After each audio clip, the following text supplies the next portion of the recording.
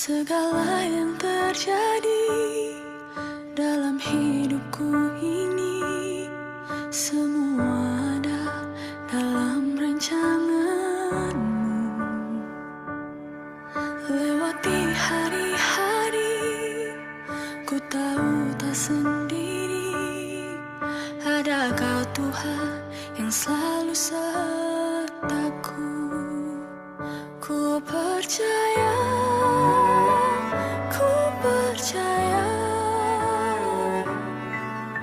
mujizat-Mu masih ada dalam hidupku. Ku percaya, ku percaya, tiada yang mustahil bagimu.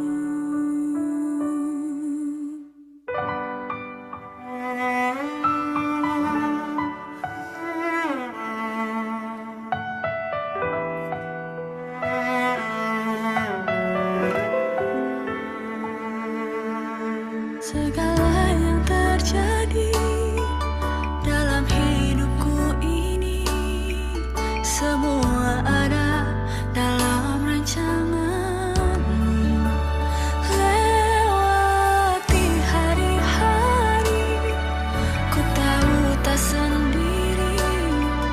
Ada Kau Tuhan yang selalu sertaku. Ku percaya,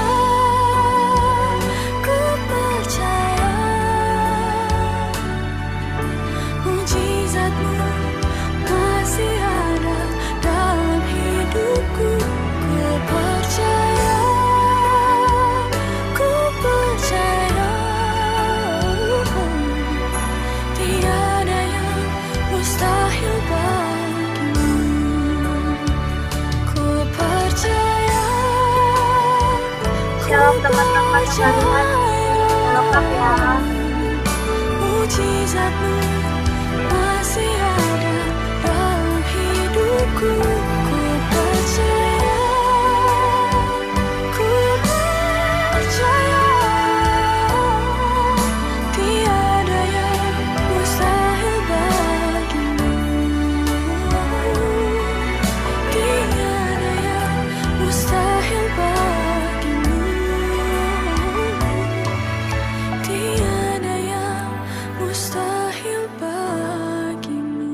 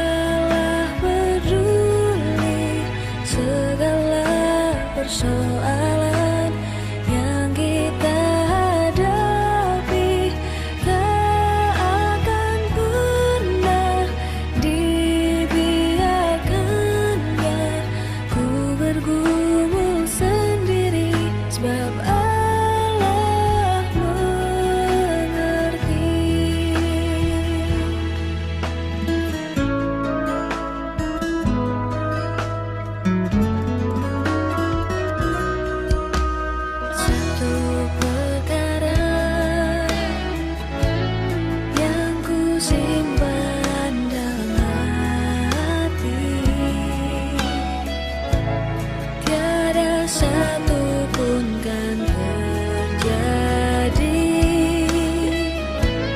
tanpa Allah peduli.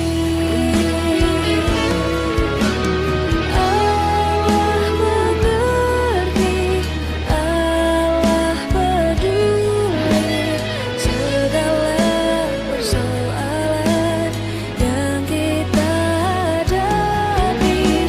Tak akan pernah dibiarkannya ku bergumul sendiri, sebab Allah mengerti.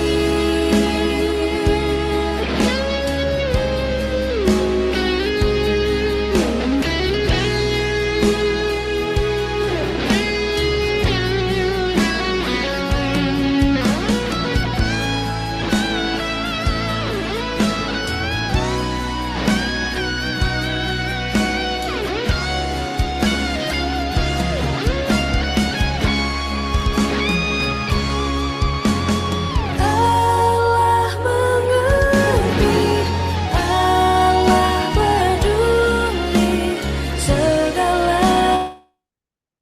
Shalom teman-teman semua, welcome Halo. teman-teman yang baru hadir di Jazz. Shalom. Ya, thank you udah hadir di malam ini, di ibadah malam ini. Kita mau sama-sama memuji, menyembah nama Tuhan. Berkiranya damai sejahtera Tuhan, hadirat Tuhan kita rasakan pada hari ini. Sebelum kita memulai ibadah kita, mari sama-sama kita mau berdoa. Bapa, kami mengucap syukur untuk kasih setiamu Tuhan dalam hidup kami. Ajar kami Tuhan untuk setia, kami untuk mendengarkan firman-Mu Tuhan. Berikan kami hati yang mau diajar dan telinga yang mau mendengar. Terima kasih Tuhan, Kau pakai hamba-Mu Kak Iko yang akan membawa firman-Mu, biar firman itu dapat tertanam dalam hati kami dan berbuah berkali-kali lipat untuk kemuliaan nama-Mu Tuhan Yesus. Terima kasih Tuhan, kami siap untuk menyembah nama muji nama. Di dalam nama Tuhan Yesus kami selalu berdoa. Amin. Amin. Teman-teman yang tidak ada kendala jaringan, boleh dong open cam ya, teman-teman semua di sini yang tidak ada kendala jaringan. Oke. Kita mau nyanyikan satu lagu, pujian kemenangan terjadi di sini.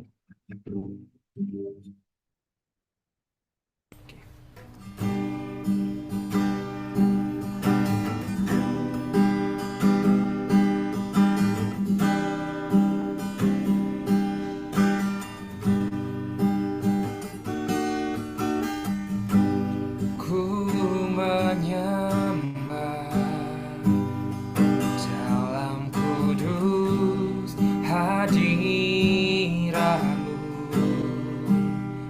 hampiri tata kasih karunia-Mu Bapa. Kekuatanku hanya dalam hadirat-Mu, Yesusku. Hanya Kaulah segalanya. Ku yakin Kau hadir di sini. Ku rasakan kuasa yang tak terbatas. Ku yakin Kau nyata di sini. Kemenangan terjadi di sini. Oh Yesus, mari sama-sama kita ngomong gini ya.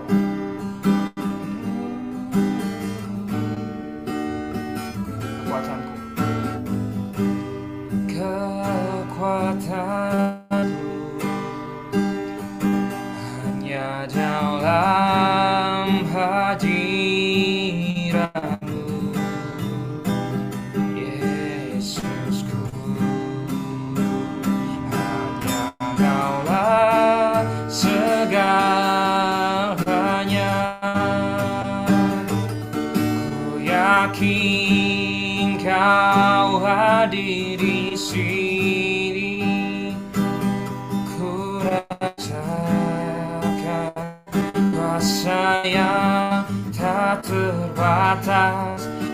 yakin Kau nyata di sini, kemenangan terjadi di sini. Ku yakin Kau hadir di sini, ku rasakan kuasa yang tak terbatas. Ku yakin Kau ada di sini, kemenangan terjadi di sini. Oh,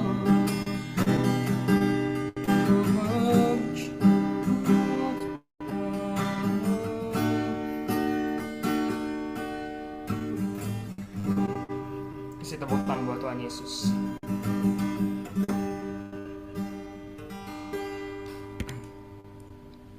Ya, siapa yang percaya bahwa di dalam Tuhan Yesus ada pengharapan, ada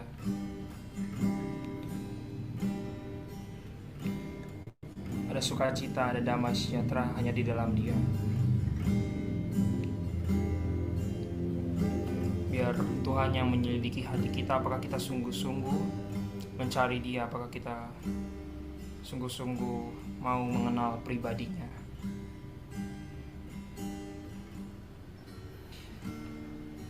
Mari teman-teman, kita mau menaikkan penyembahan kita, selidiki aku, medley dengan apakah ku balas.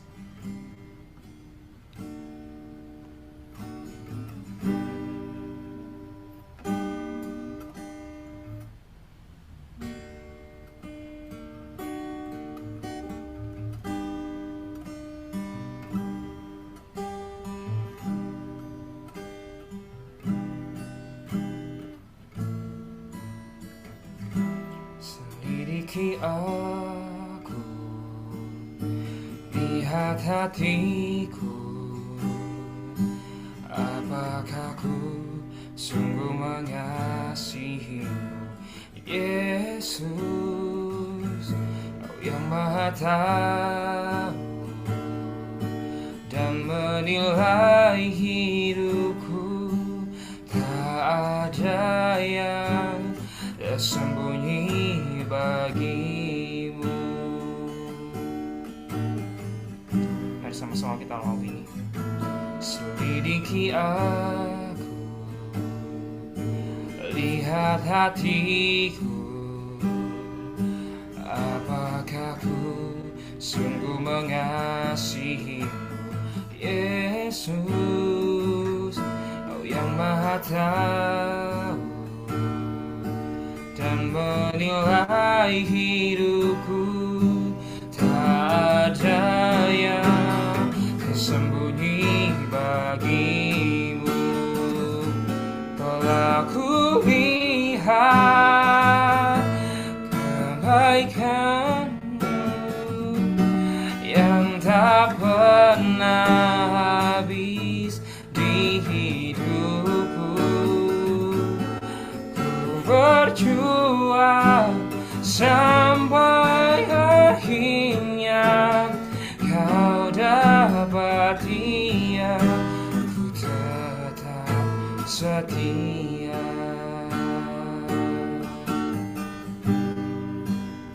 Oh, thank you, Jesus. Selidiki aku Tuhan, selidiki aku,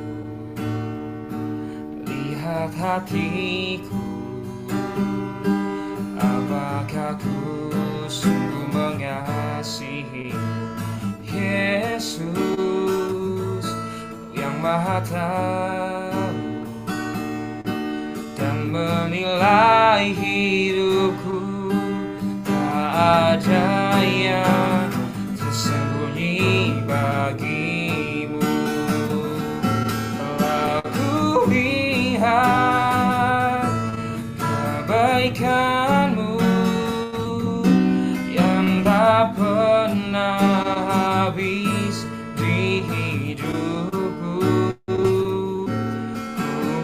berjuang sampai akhirnya kau dapat ia setia. Berjuang sampai akhirnya kau dapat ia tetap setia. Ku berjuang sampai akhirnya kau dapat ia. Ku tetap setia. Kau dapat ia. Ku tetap setia.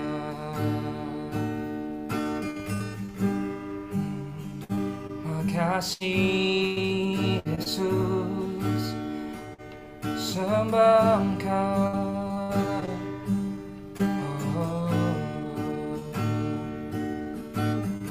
Dengan apa akan ku balas? Dengan apa akan ku balas segala kebaikanmu?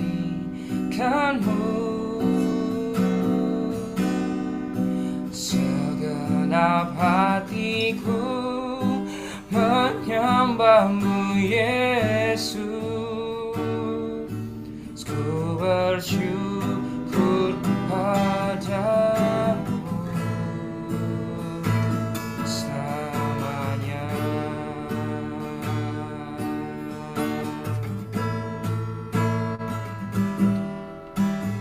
Allah yang setia, Bapa yang mulia,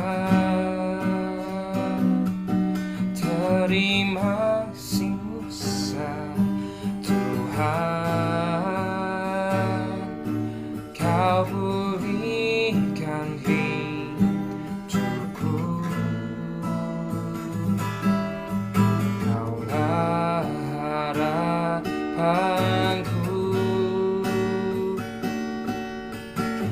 hidupku dalam-Mu. Terima kasih Tuhan, Kau selamatkan hidupku.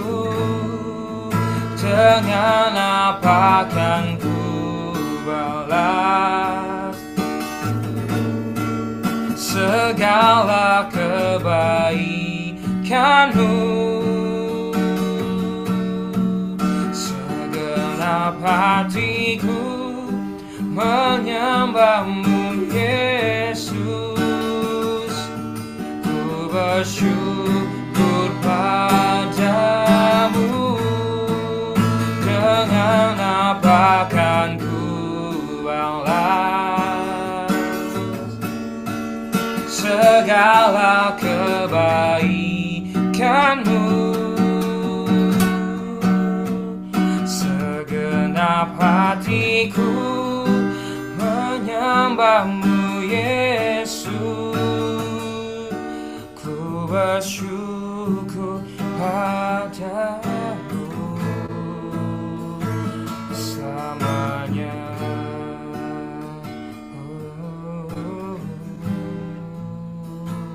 Selamanya.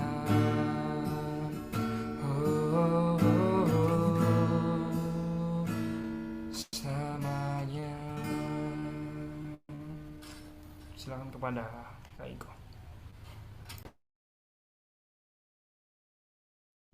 Cek. Ya, suaranya kedengaran teman-teman? Apakah putus-putus?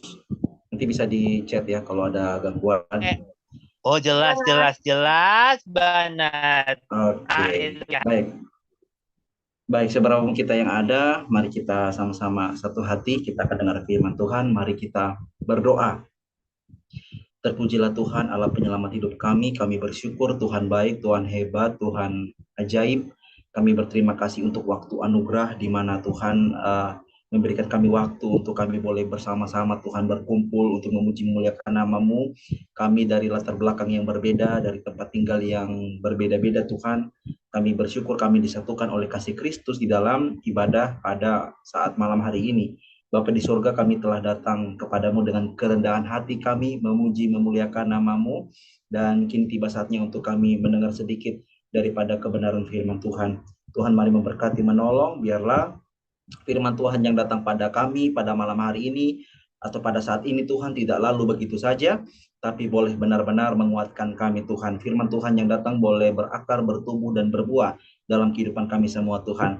Lalu juga anak-Mu yang akan berbicara atas nama-Mu, Tuhan tolong, Tuhan pimpin, sertai, biarlah dari setiap tutur kalimat bahasa yang diseberangkan dapat boleh dimengerti, dipahami, dan olehnya semua karena pimpinan daripada Roh Kudus. Terima kasih banyak Bapak di surga, ini kami anak-anak-Mu. Sebelum kami dengar firman Tuhan, sekali lagi Tuhan, kami mohon ampun untuk setiap dosa dan kesalahan kami, biarlah itu semua tidak menjadi batu sandungan untuk kami mendapat berkat firman Tuhan pada saat ini. Terpujilah nama-Mu, hanya dalam nama Tuhan Yesus yang adalah firman yang hidup, kami siap mendengar firman Tuhan. Amin. Baik teman-teman, saudara yang dikasihi dan dicintai oleh Tuhan, Shalom, damai sejahtera Tuhan bersama kita. Ya, senang rasanya bisa kembali lagi kita boleh berkumpul di dalam ibadah pada saat malam hari ini. Jadi teman-teman nanti di dalam perjalanan, kalau misalkan suaranya lagi mandak atau putus-putus, nanti teman-teman bisa tulis di kolom chat ya supaya saya memperbaikinya. Oke, teman-teman yang dikasihi, saudara yang dicintai oleh Tuhan Yesus Kristus yang malam hari ini bergabung dalam ibadah kita, baik dalam Zoom dan juga live streaming. Kita akan sama-sama pada malam hari ini belajar di bawah satu tema hidup hanya bergantung pada Tuhan. Atau pada saat ini kita akan belajar di bawah satu terang tema hidup hanya bergantung kepada Tuhan, ya. Hidup bergantung hanya pada Tuhan. Nah, teman-teman, saudara yang berkati dan dikasih oleh Tuhan, berbicara hidup yang bergantung hanya pada Tuhan, saya rasa dan saya kira ini bukan tema yang baru pertama kali kita dengar teman-teman ya, bahkan mungkin sudah berulang-ulang kali kita mendengar, bahkan di dalam kitab suci kita pun banyak sekali ya berbicara soal bagaimana hidup manusia itu hanya bergantung ya, berharap ya kepada Tuhan saja. Karena kenapa? Karena teman-teman seperti yang kita ketahui bersama, pada hakikatnya manusia yang diciptakan ini ya, kita sebagai ciptaan Allah sekalipun kita berharga karena segambar dan serupa dengannya. Gambar dan rupa ya artinya salem dan demut itu bukan merujuk kepada bentuk fisik kita, tapi bagaimana sifat-sifat Allah diberikan kepada kita yang olehnya kita disebut berharga, segambar dan serupa dengan Allah. Tetapi di sisi yang lain juga kita adalah manusia yang rapuh. Amin teman-teman ya. Kita butuh Tuhan untuk bagaimana merengkuh kita, ya, membersamai kita, berjalan dalam kerapuhan kita sebagai manusia. Yang artinya mau disampaikan bahwa kita sebagai manusia tidak bisa berjalan sendiri tanpa Tuhan.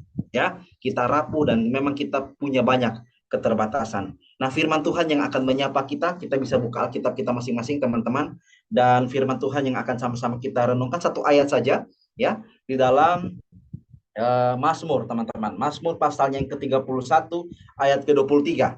Saya minta dengan kerendahan hati satu orang yang bersedia dan sukarela membaca ayat ini, silakan. Siapa saja? Ya, Mazmur pasalnya yang ke-31 teman-teman. Mazmur pasal 31 ayatnya yang ke-23. Kalau sudah ada yang dapat silakan boleh langsung dibacakan bagi kita dengan sukacita. Adakah? Mazmur 31 ya? Ya, ayat 23. Oke, demikian firman Tuhan. Aku menyangka dalam kebingunganku, aku telah terbuat dari hadapan matamu. Tetapi sesungguhnya engkau mendengarkan suara permohonanku ketika aku berteriak kepadamu minta tolong. Amin ya. Aku menyangka dalam kebingunganku. Aku menyangka dalam kebingunganku, aku telah terbuang dari hadapan matamu. Tetapi sesungguhnya engkau mendengarkan suara permohonanku ketika aku berteriak minta tolong. Nah teman-teman yang diberkati dan dikasih oleh Tuhan kita Yesus Kristus, ayat yang tadi kita baca, kalau kita lihat konteksnya, di dalam ayatnya yang ke-23 tadi, itu kan di bawah satu perikop, yaitu aman dalam tangan Tuhan. Nanti teman-teman baca, ketika dari ayat 1 sampai seterusnya berbicara bagaimana Daud yang hanya mau berlindung kepada Tuhan dan memohon keadilan Tuhan atas apa yang terjadi. Dan kalau kita melihat dalam konteks Mazmur 31 di mana dia melayangkan ya atau dia menyatakan doa kepada Tuhan, dan ada satu ayat tadi yang kita baca di situ menarik sekali, dikatakan aku menyangka dalam kebingunganku. Jadi kita melihat Daud pernah ada dalam satu posisi di mana dia merasa bahwa dia ini sendirian, teman-teman. Ya. Daud pernah ada di satu posisi di mana dia merasa bahwa dia tidak punya siapa-siapa, bahkan Tuhan pun tidak ada, ya. Atas apa yang terjadi. Kalau kita melihat perjalanan kehidupan Daud dari sebelum dia menjadi raja, teman-teman ya, saat dia adalah anak yang mungkin tidak diperhitungkan, dari keluarganya saja juga tidak diperhitungkan, ya, anak Isai, ya, yang dia tugasnya menggembalakan kambing domba. Tetapi kita lihat Daud yang Alkitab katakan kemerah-merahan itu, ya, dia adalah orang yang berani menantang Goliat pada zaman itu, yang sangat ditakuti. Dan kalau kita lihat ceritanya dalam 1 Samuel, ya, pasalnya yang ke-16 atau 14, 15 ya, kita lihat di sana bagaimana dia datang dengan keyakinan. Dia datang dengan bergantung kepada Tuhan dan dia mengatakan bahwa engkau datang mendatangi aku dengan pentung dan juga parang ya, perisai, tetapi aku datang dengan nama Tuhan semesta alam. Jadi bagaimana dia mempunyai satu keyakinan yang besar bahwa dia datang dengan Tuhan Allah semesta alam. Tetapi ternyata kita lihat di sini Mazmur pasal 31 tadi ya mengindikasikan bahwa ternyata Daud pernah merasa dalam kebingungan karena kita lihat dia terbuang dari hadapan Tuhan ya. Ada yang mengatakan bahwa ini saat dia menyesali perbuatan dosanya ya, ketika dia ditegur oleh Nabi Nathan saat Paskah, ketika dia merencanakan pembunuhan berencana kepada Uria karena dia mengingini istri Uria yang bernama Betsheba ya. Jadi ada yang mengatakan dia dalam posisi dilematis penyesalan seperti itu ya.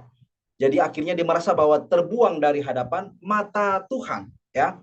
Tetapi sesungguhnya Tuhan mendengarkan suara permohonannya ketika Daud berteriak minta tolong, atau dalam hal ini aku berteriak minta tolong.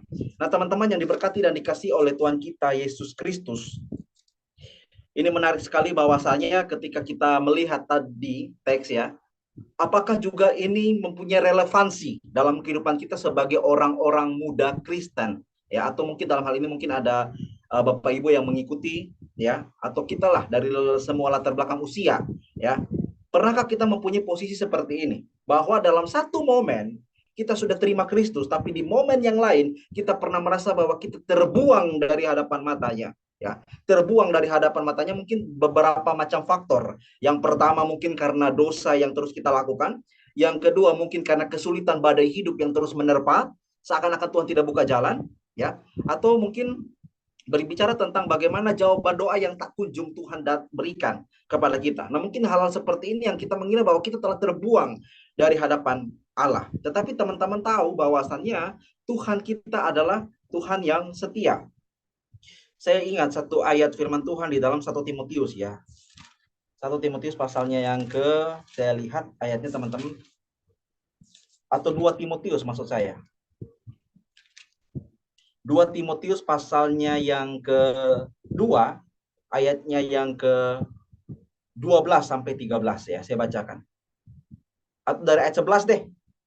Ya, 1 Timotius pasalnya yang kedua, atau surat Timotius, maksud saya 2 Timotius ya. 2 Timotius pasalnya yang kedua ya. 2 Timotius pasal 2 ayat 11 sampai 13 saya bacakan. Benarlah perkataan ini, jika kita mati dengan dia, kita pun akan hidup dengan dia. Jika kita bertekun, kita pun akan ikut memerintah dengan dia. Jika kita menyangkal dia, dia pun akan menyangkal kita. Jika kita tidak setia, dia tetap setia karena dia tidak dapat menyangkal dirinya. Jika kita tidak setia, maka dia tetap setia. Ini bukan artinya bahwa supaya kita hidup tidak setia, no. Tetapi ini hanya berbicara tentang bagaimana dalam posisi di mana kita mungkin lupa untuk setia dengan Tuhan, dia tetap setia kepada kita. Makanya kita melihat dari perjalanan Daud ya, ketika saat dia datang untuk berhadapan dengan Goliat ya, dia mengatakan satu keyakinan bahwa saat aku menggembalakan kambing domba ya, saya tidak bacakan ayatnya ya karena waktu. Dia mengatakan bahwa aku sering menggembalakan kambing domba, dan kalau ada beruang atau singa yang hendak menerkam domba atau kambingku, aku akan lari memukul dan memukul dia sampai mati. Apalagi dia orang yang tidak bersunat ini, dalam artian si Goliat ya. Daud memiliki keyakinan bahwa tidak ada satu apapun kuasa di dalam dunia ini, termasuk si Goliat tadi, yang sanggup menyamai kuasa Tuhan. Makanya dia berkata bahwa aku datang dengan nama Tuhan semesta alam. Teman-teman yang diberkati dan dikasih oleh Tuhan kita Yesus Kristus. Dan kita melihat dalam perjalanannya ketika dia berhasil mengalahkan Goliat, saat dia ingin diurapi menjadi raja pun oleh Samuel ya, hendak dilupakan atau bahkan terlupakan. Saat memang semua anak tidak dipilih, baru mereka ingat ada Daud yang sementara menggembalakan kambing domba. Tapi sekalipun demikian, Daud tentunya juga punya kekurangan seperti itu. Ya, sehingga ketika saat dia bahkan sudah menjadi raja, ya, dia melihat bahwa dia menyukai seorang wanita yang bahkan itu adalah istri dari prajuritnya. Ini mungkin beberapa hal praktis yang kita boleh ambil, teman-teman diberkati oleh Tuhan. Selain juga kita pernah posisi di mana Tuhan meninggalkan kita, kita juga mungkin pernah punya posisi, mungkin kita di sini sebagai anak-anak muda yang mungkin sudah Tuhan pakai, Tuhan promosikan, sehingga kita boleh pelayanan. Pernahkah teman-teman, ketika teman-teman dari dulu latar belakang orang yang tidak kenal Tuhan, tapi ketika sudah bertobat terima Tuhan Yesus, lalu teman-teman diangkat oleh Tuhan dan menjadi hambanya, menjadi pelayan Tuhan, lalu teman-teman banyak dapat pelayanan, bahkan teman-teman mengetahui banyak firman Tuhan, lalu ada satu momen di mana teman-teman merasa sombong rohani. Ya, ini mungkin tidak jatuh saja, dia merasa angkuh karena kedudukannya, sehingga dia bisa berbuat semena-mena. Tapi dalam hal ini diraja deh, ya mungkin hal yang sederhana, mungkin dalam hal ini kita sudah diangkat Tuhan menjadi hamba Tuhan dalam pelayanan di gereja, hal yang sederhana dan relate bagi kita. Apakah kita pernah punya posisi seperti itu, yang dinamakan sombong rohani, merasa paling benar, superior, star syndrome, merasa diri paling inti dan mengatakan bahwa orang-orang yang tidak pernah ke gereja atau orang-orang yang di luar sana, yang kita tidak pernah lihat datang ke gereja, itu adalah orang yang paling berdosa di muka bumi dan kita yang paling benar. Pernahkah kita punya posisi seperti itu? Saya pribadi pernah, teman-teman. Bahkan ketika saya pernah merenungkan di dalam satu bagian cerita dalam Injil Lukas pasal yang ke-18 tentang perumpamaan ya, atau cerita yang Yesus berikan, ada pemungut cukai dan orang Farisi. Ya teman-teman diberkati oleh Tuhan ya. Dari cerita ini mungkin saya pribadi merenungkan bahwa ternyata dosa atau orang-orang berdosa ini ya, ada dua tipe, teman-teman. Ada dua tipe ya, dua tipe. Yang pertama adalah orang-orang berdosa yang tahu diri. Yang kedua adalah orang-orang berdosa yang tidak tahu diri. Dan itu ceritanya sangat kompleks dalam Injil Lukas pasal 18 ya, tentang bagaimana orang Farisi dan pemungut cukai yang datang ke bait Allah pada waktu itu. Kita sudah tahu ceritanya, bukan, bahwa ada pemungut cukai ya dan juga seorang Farisi yang datang ke bait Allah untuk berdoa. Tetapi dalam doa yang sama, tujuan yang sama, dalam artian memang sikap sama, doa untuk datang untuk berdoa, tapi ternyata mereka mempunyai motivasi yang berbeda, motivasi hati yang berbeda. Pemungut cukai itu nanti kita lihat di dalam ceritanya bahwa dia merasa rendah diri dan tidak pantas. Sementara orang Farisi itu, dia merasa bahwa dia adalah orang yang sangat benar. Bahkan dalam doanya, teman-teman, dia menyombongkan diri. Menyombongkan diri dengan berkata bahwa aku dalam hidupku ini berpuasa ya 2 kali seminggu atau 3 kali seminggu katanya. Ya, aku beribadah ya. Aku juga dalam artian taat, dan bahkan di dalam doa sementara memuji-muji diri di hadapan Allah, dia juga menghina orang lain dengan artian aku tidak sama seperti pemungut cukai ini. Pernahkah kita seperti ini? Teman-teman dengar baik bahwasanya di zaman sekarang bahwa kita sebagai orang-orang Kristen harus benar-benar berjaga-jaga, karena ketika iblis datang untuk menyerang kita, tidak pandang kita yang lama pelayanan atau mungkin kita yang baru pelayanan, tidak pandang itu. Jangankan kita yang jemaat biasa, pendeta juga banyak yang jatuh kok, benar ya? Banyak hamba Tuhan yang jatuh. Karena apa? Tidak bergantung pada Tuhan. Ini tema kita, hidup yang hanya bergantung pada Tuhan. Jadi teman-teman tidak bisa melihat hidup bergantung pada Tuhan adalah hal yang remeh-temeh, adalah hal yang sederhana, biasa-biasa aja. Tidak. Karena ada orang yang merasa dirinya hebat, tetapi dia sedang tidak baik-baik saja. Iya kan?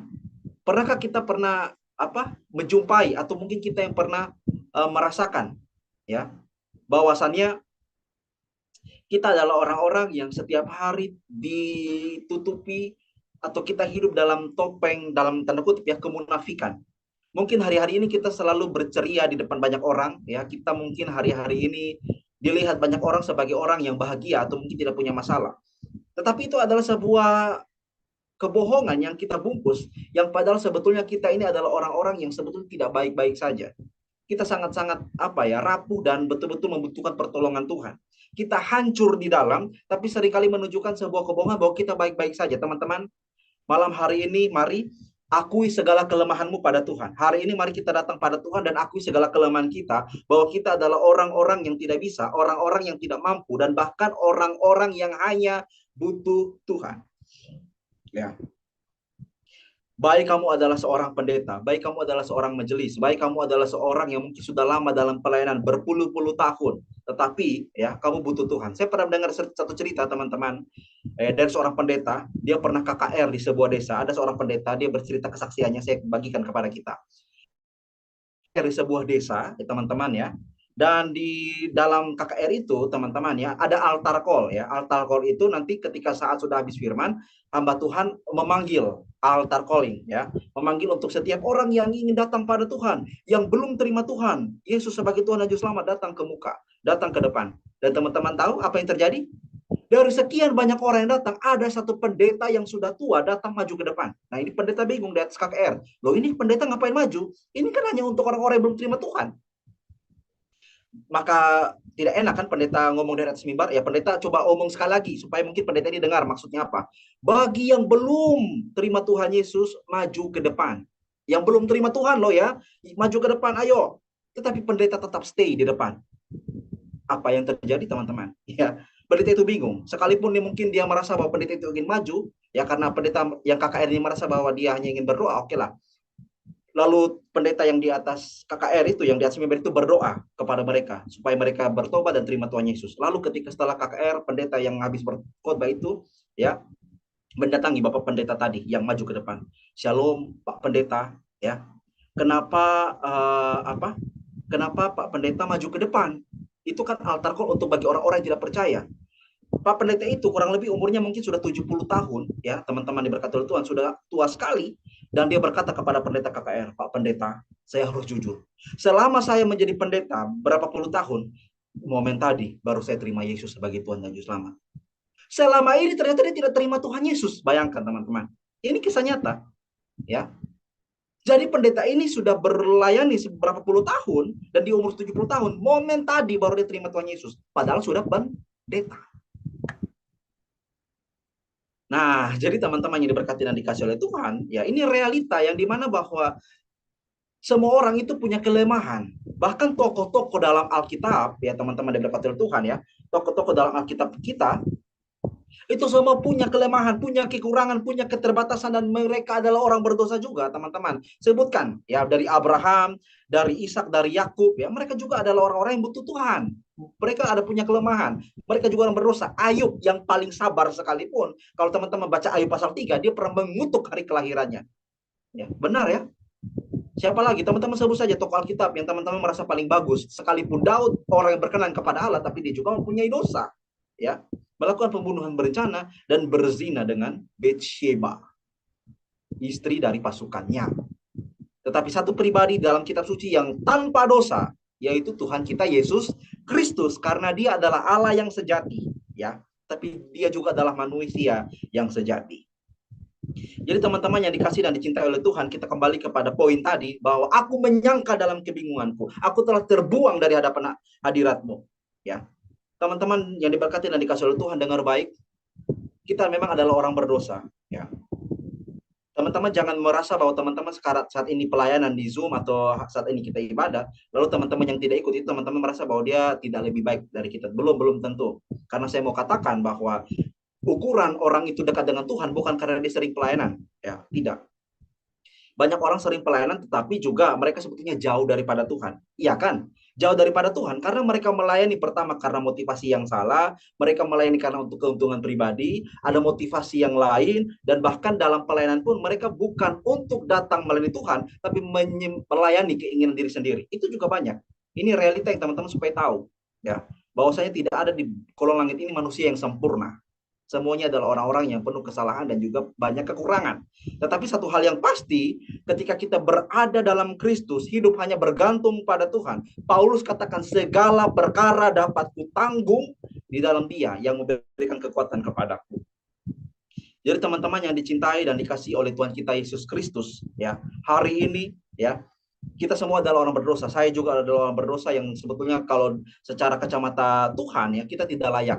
Tapi kita boleh layak karena siapa? Karena Tuhan Yesus. Jadi teman-teman hari-hari ini yang belum terima Tuhan Yesus, terima dia sungguh-sungguh.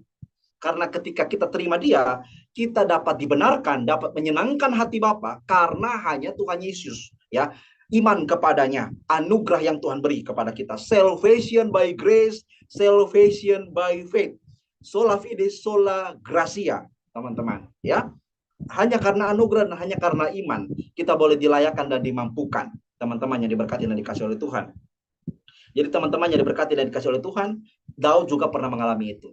Dia menyangka bahwa Tuhan tidak ada lagi pada saya, Tuhan sudah hilang, Tuhan tidak ada, ya. Kita juga mungkin pernah merasa seperti itu. Mungkin kita dalam posisi begini, Tuhan jahat, Tuhan kenapa izinkan papa saya meninggal, Tuhan kenapa izinkan anak saya meninggal, Tuhan kenapa izinkan ibu saya meninggal, kenapa dan kenapa, ya. Seakan-akan kita ini merasa bahwa Tuhan itu tidak tahu yang terbaik bagi kita. Lah, ini konyol teman-teman. Kenapa? Karena teman-teman harus tahu Tuhan, ya, terlalu mengenal kita, saya dan saudara-saudara semua, lebih daripada diri kita mengenal diri kita sendiri. Ulang, ya, Tuhan, ya, terlalu mengenal kita lebih daripada diri kita mengenal diri kita sendiri. Pernahkah kita berdoa sampai tidak bisa berkata-kata dan hanya bisa menangis? Orang lain tidak mengerti apa maksudnya, tetapi Tuhan mengerti kenapa kita menangis.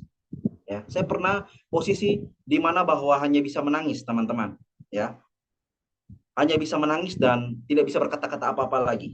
Tetapi saya yakin benar, ya, bahwa Tuhan mengerti apa yang saya doakan. Tuhan itu sangat dekat dengan kita, teman-teman. Yesus Kristus begitu dekat dengan kita. Saking dekatnya dia pernah menjadi manusia, amin.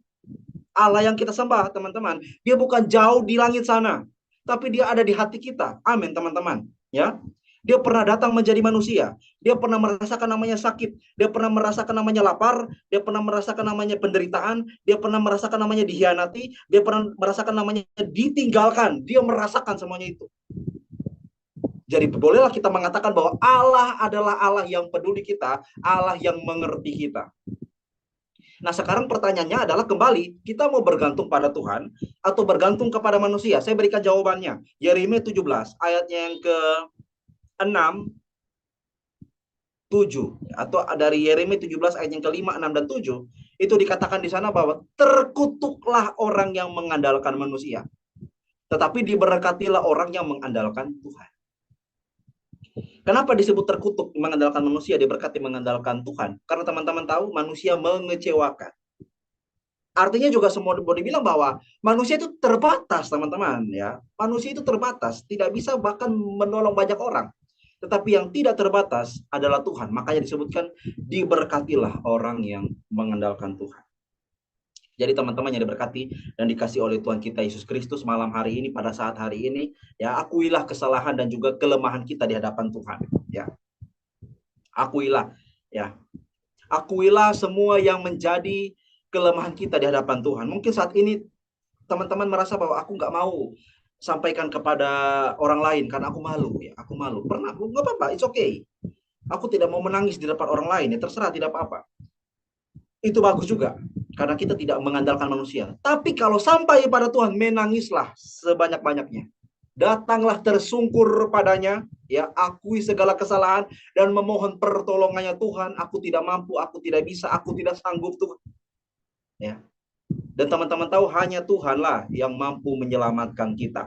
Makanya ketika tadi kita lihat ayatnya, Mazmur 31, ya, ayat yang ke-23, tetapi sesungguhnya engkau mendengarkan suara permohonanku ketika aku berteriak minta tolong. Jadi teman-teman jangan pernah merasa Tuhan tinggalkan. No, teman-teman, Tuhan tidak pernah meninggalkan kita. Yang sering tinggalkan Tuhan itu adalah kita. Makanya kita merasa berdosa dan tidak layak. Akhirnya iblis menggoreng kita bahwa kita tidak layak. Dengar baik teman-teman, engkau harganya darah Kristus. Harga kita ini harga Tuhan Yesus, ya. Bagaimana kita telah ditebus dengan darah yang mahal. Maka daripada itu kita bukan murahan. Harga kita bukan rupiah, bukan pound sterling, bukan dolar, bukan apapun itu. Tetapi harga kita darah Tuhan Yesus. Makanya kita sangat berharga sekali. Makanya teman-teman jangan dibikin diri murahan. Amin. Kita berharga. Terlepas dari latar belakang masa lalumu, engkau siapa tidak peduli. Tuhan datang kepada orang yang mau sungguh-sungguh datang padanya. Tidak peduli engkau latar belakang seperti apa, engkau mungkin adalah orang yang hidup dalam dosa zaman dulu, ya semua kita berdosa teman-teman. Hanya mungkin berbeda-beda saja. Tetapi yang satu hal yang pasti, Tuhan terima kita apa adanya. Amin. Ya. Ketika kita datang pada Tuhan, ya, Tuhan tidak akan membuang kita. Seperti perumpamaan anak yang hilang, domba yang hilang, dirham yang hilang di Injil Lukas, ya. Itu kan memperumpamakan tentang bagaimana satu orang atau domba yang hilang itu dijumpai, orang-orang bersuka cita. Demikian pula dengan orang yang berdosa, bertobat, malaikat di sorga bersuka cita. Artinya apa? Artinya kita berharga. Tidak peduli bahwa orang mungkin melihat kita sebagai orang yang tidak benar. Tidak peduli, teman-teman. Karena hidup kita ditentukan oleh firman Tuhan. Hidup kita ditentukan oleh perkataan Tuhan, bukan perkataan orang lain, teman-teman. Jadi teman-teman tidak perlu pusing dengan setiap hinaan, ejekan, olokan orang-orang yang tidak kenal Tuhan di luar sana. Menghina-hina kita tidak perlu gubris, teman-teman. Hidup kita bukan ditentukan oleh mereka. Hidup kita ditentukan oleh firman Tuhan, firman Allah, teman-teman. Yang diberkati dan dikasih oleh Tuhan kita Yesus Kristus. Jadi teman-teman yang dicintai dan dikasih oleh Tuhan, ya, kita melihat bahwa ketika kita hidup hanya bergantung pada Tuhan, ya, Tuhan tidak menjanjikan langit selalu cerah, amin, benar ya.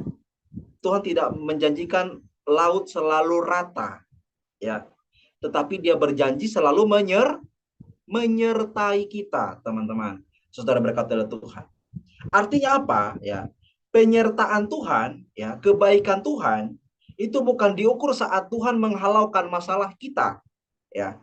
Tetapi kebaikan Tuhan dilihat atau diukur dalam masalah pun, dalam badai pun, dalam kegelisahan pun Tuhan ada bersama-sama dengan kita.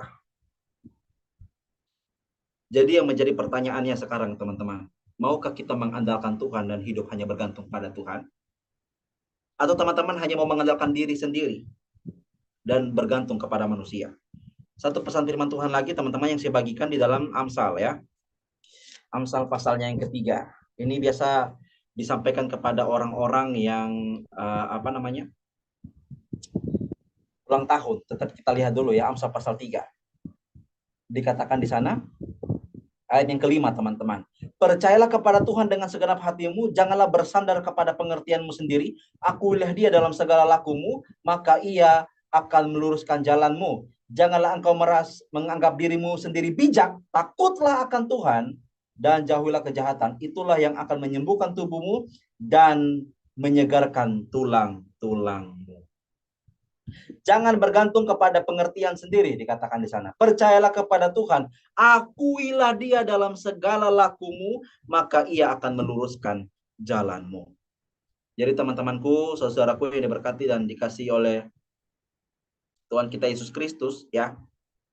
Ini beberapa pesan yang boleh kita ambil, teman-teman yang berkati oleh Tuhan. Yang saya sampaikan, ya, jauh dari kata sempurna kepada kita semua, jauh.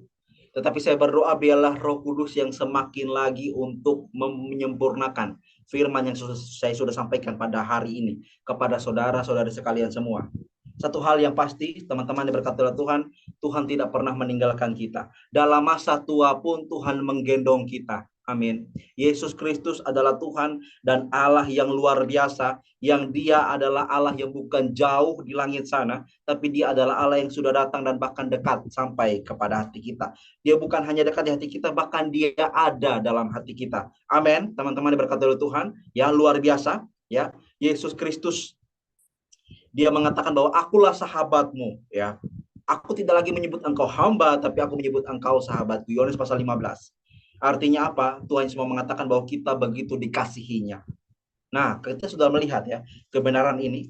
Yesus begitu mengasihi kita, Allah begitu mencintai kita, saking mencintainya kepada kita. Dia menghadang kita supaya tidak masuk ke dalam kebinasaan dan mendapatkan kematian yang kekal. Kita kan harusnya orang-orang berdosa, turunan Adam dan Hawa yang harusnya mendapat maut. Upah dosa ialah maut, ya, kebinasaan kekal. Tetapi dengan cinta dan kasihnya, ya, Bapa memberikan anak tunggalnya, Yesus Kristus, ya, supaya menggantikan kita orang-orang yang harusnya mati dan binasa itu. Dan kita yang di dalam Kristus mendapatkan pembenaran, dan kita adalah disebut orang-orang yang benar, orang-orang yang layak, bukan karena kita hebat, bukan karena perbuatan baik kita, no, nothing semuanya, tapi karena hanya belas kasihan, hanya karena anugerah, hanya karena mercy, ya, yang diberikan kepada kita, yang olehnya kita layak di hadapan Tuhan. Jadi teman-temanku, saudara yang berkati dan dikasihi oleh Tuhan, mari bergantung pada Tuhan. Seburuk-buruk apapun keadaan kita hari-hari ini, jangan pernah menyerah, jangan pernah insecure. Tuhan terima kita apa adanya. Amin. Sama seperti perempuan berzina yang hampir dilempari batu. Sama dengan Zakeus yang dibenci oleh seluruh rakyatnya karena dia adalah seorang pemungut cukai yang bekerja sama dengan penjajah Romawi pada waktu itu. Sama seperti Bartimeus yang adalah orang buta yang hina, yang mengemis di pinggir jalan, yang cacat. Sama seperti perempuan Sirofenisia yang disebut kafir, tapi mereka mendapat anugerah daripada Allah. Mereka mendapat belas kasihan daripada Allah. Mereka mendapat cinta daripada Tuhan kita, Yesus Kristus. Jadi teman-teman, ketika mereka dikasihi pun, kita juga dikasihi. Engkau orang Batak, orang Minahasa, orang NTT, orang Papua, orang Sumatera, Kalimantan, orang manapun Anda, dengan bagaimanapun keadaan Anda, ketika engkau datang pada Yesus, Yesus terima kita apa adanya. Mari teman-teman, hiduplah bergantung hanya pada Tuhan. Firman Tuhan memberkati kita. Baik teman-teman, nanti mungkin setelah ini kita akan masuk dalam sesi sharing. Namun sebelum itu mari kita mengaminkan firman Tuhan dan mari kita sama-sama bersatu di dalam doa. Mari kita berdoa. Tuhan, terima kasih banyak untuk firman Tuhan pada saat ini. Hamba-Mu sudah selesai berbicara, sederhana Tuhan, tapi hamba berdoa bila Roh Kudus menjamah setiap hati kami yang mendengarkan firman Tuhan ini, baik dari Zoom atau juga yang mengikuti dari live streaming YouTube, dimanapun mereka berada. Tuhan memberkati, menjamah Tuhan. Biarlah firman Tuhan ini boleh meneguhkan kami, selain menegur Tuhan, tetapi juga boleh menguatkan iman kami, bahwasanya benar Tuhan, hidup kami hanya bergantung pada Tuhan, hidup kami hanya memerlukan Tuhan, dan tidak ada jalan lain selain kami datang pada Tuhan. Terima kasih banyak Bapak Tuhan. Terima kasih banyak Tuhan. Tuhan mari memberkati kami, menguatkan kami, Roh Kudus memperbaharui hati kami, dan kuatkan kami sehingga kami boleh melakukan firman Tuhan dalam kehidupan kami semua hari lepas hari. Terpujilah nama-Mu, hanya dalam nama Tuhan Yesus kami bersyukur kepada Bapa di surga. Amin. Ya, begitu indah firman Tuhan malam hari ini. Saya kembalikan kepada MC atau moderator, TWL, Bang Pin dan Cerena. Ya. Thank you Bang untuk firman Tuhan hari ini ya, mengenai mengandalkan Tuhan Yesus. Sebelum kita masuk ke sesi sharing-sharing bersama, kita mau sama-sama untuk dokumentasi ya acara hari ini. Boleh open cam teman-teman yang bisa open cam, yang tidak ada kendala jaringan, bisa open cam ya.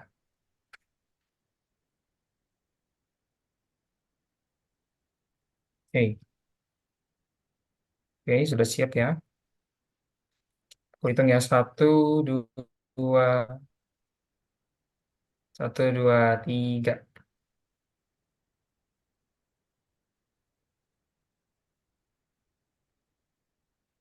Oke, sekali lagi ya.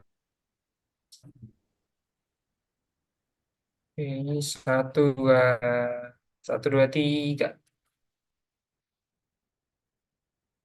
Oke, thank you. Oke, jadi siapa yang mau sharing hari ini mengenai firman Tuhan ya? Oke, Kak Yoram boleh. Jangan melenceng Kak Yoram ya. Baik, shalom teman-teman kita semuanya. Hidup bergantung pada Tuhan. Ya, puji Tuhan pada malam hari ini karena diberkati banget buat saya pribadi, karena hidup bergantung pada Yesus Kristus sama aja kalau kita bekerja ada satu berkat. Mari waktu itu sempat saya tidak bisa join ibadah doa bersama itu community, karena kan nggak ada. Aku takutnya nggak ada. Ya udah join Benjam saja satu. Karena kan Allah memberikan pekerjaan kepada umat manusia sebagai satu berkat untuk untuk menyibukkan pikiran kita, memperkuat tubuh kita, dan menyeimbangkan kemampuan kita. Nah, Adam dan Hawa bekerja di Taman Eden, dan mereka mendapati kesenangan tertinggi dan keberadaan bagi mereka.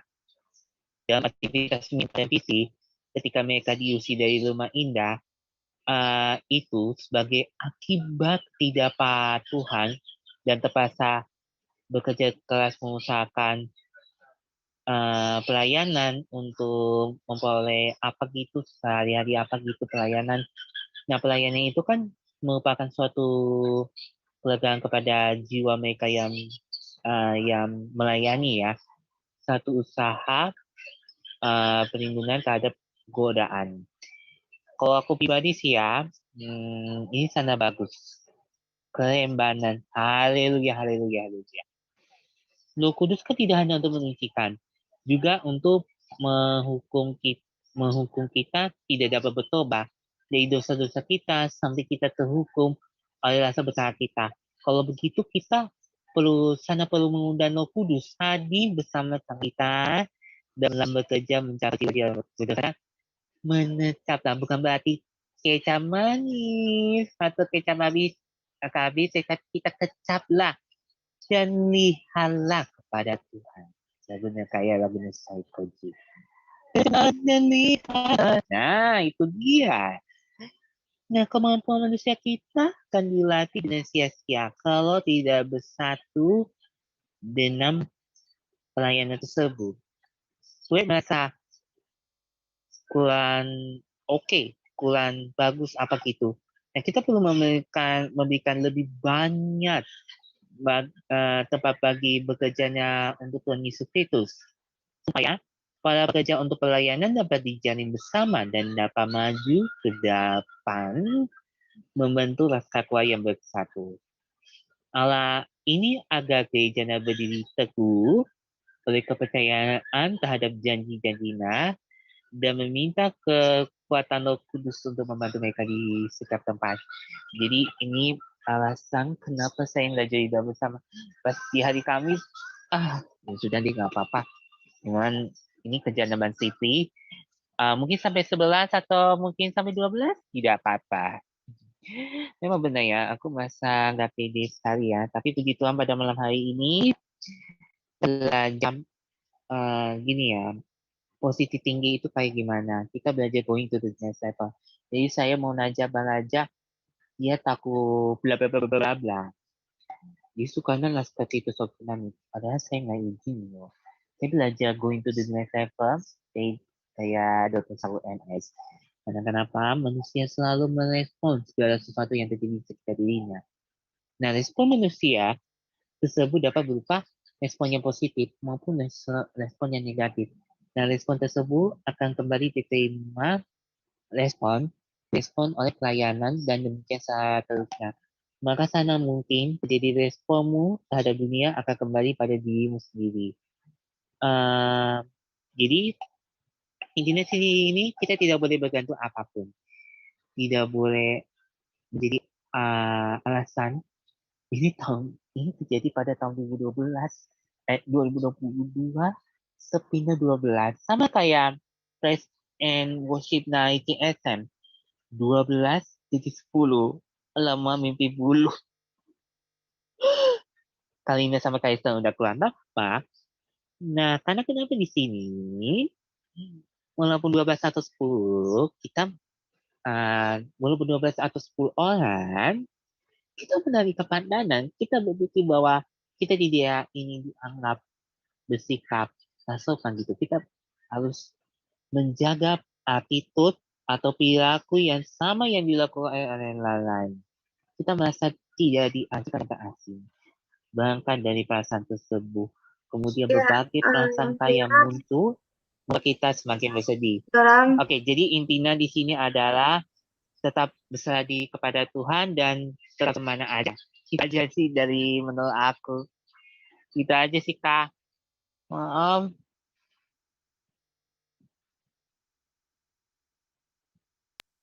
Oke, Tinggal aja nih. thank you Kak Ram. Ya udah.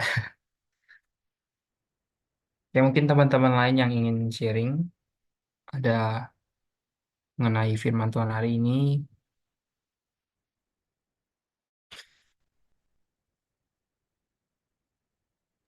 Aku deh mau nanya, Boleh. Oke, aku mau nanya dong ke Kak Yeriko. Kak Yer, bisa jelasin nggak ciri orang yang kesombongan dalam rohani itu seperti apa? Ya, eh, kesombongan rohani aja ya. Jadi kalau kesombongan rohani ini teman-teman, saudara, itu memang kalau misalkan kita lihat tolak ukurnya apa ya.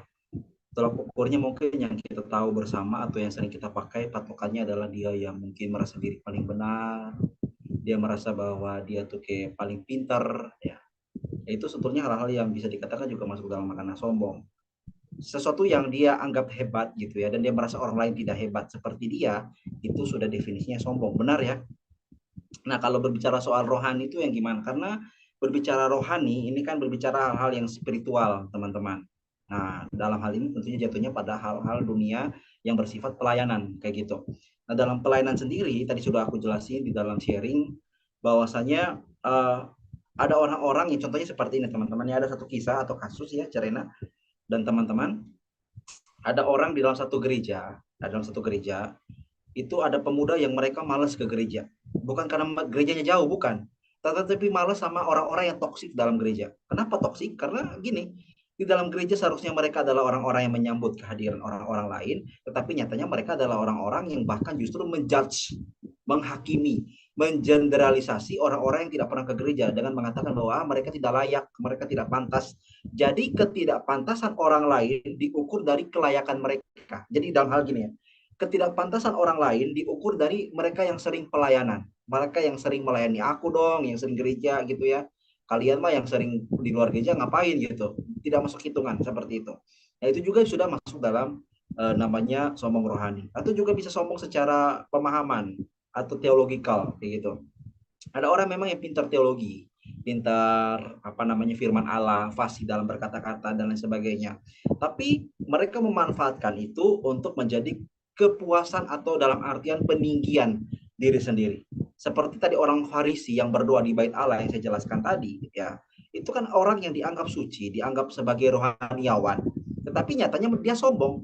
Sombongnya juga luar biasa, bukan sombong terhadap sesama, sombong di hadapan Allah. Ini luar biasa ya. Saya tidak tahu, mungkin kita kebanyakan sombong di depan banyak orang, tapi kalau sombong di hadapan Allah, wah kita nggak tahu, karena itu masing-masing orang. Nah, orang Farisi di sini dia sombong di hadapan Allah. Sombongnya karena pertama dia mengatakan bahwa dia sering beribadah, dia rajin, bahkan memberikan perpuluhan sekian kali, ya. Dan sudah sibuk-sibuk untuk menyombongkan dirinya, dia menghina orang lain dalam doa. Hinaannya dalam artian tidak secara langsung, tapi secara implisit. Aku tidak sama seperti pemungut cukai ini. Maksudnya apa coba? Kalau tidak sama seperti pemungut cukai ini kan dia mau mengatakan bahwa aku tidak berdosa seperti dia. Kayak gitu. Padahal yang Tuhan mau katakan bahwa kita semua adalah statusnya orang berdosa, kayak gitu.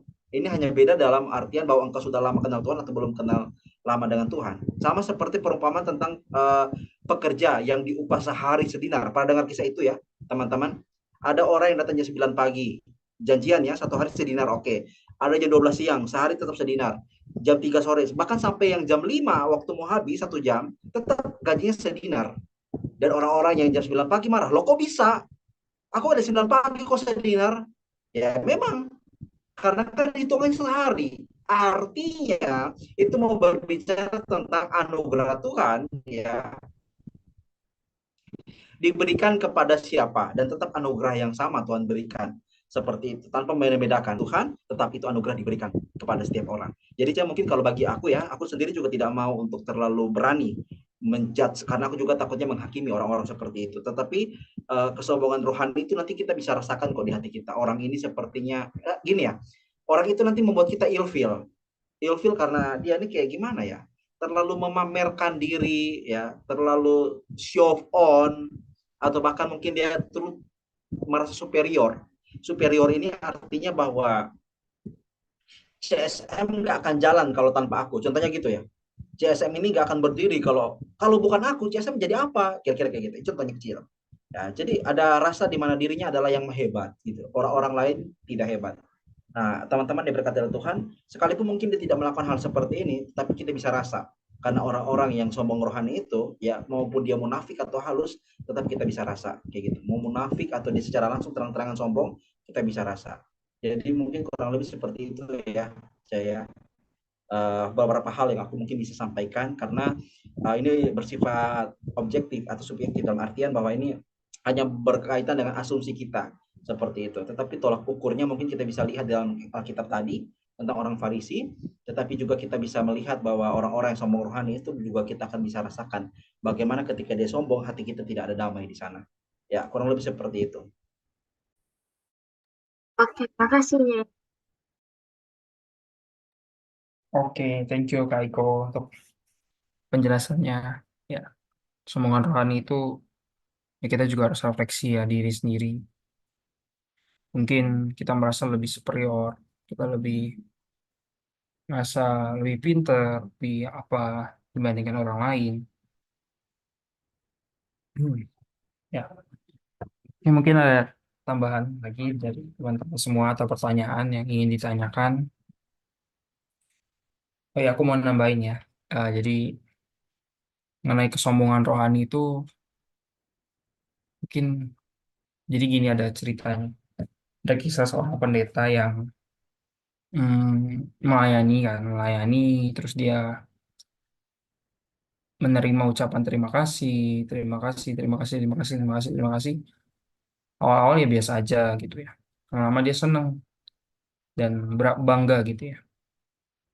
Karena merasa itu suatu pujian seperti itu kan milik dia gitu ya.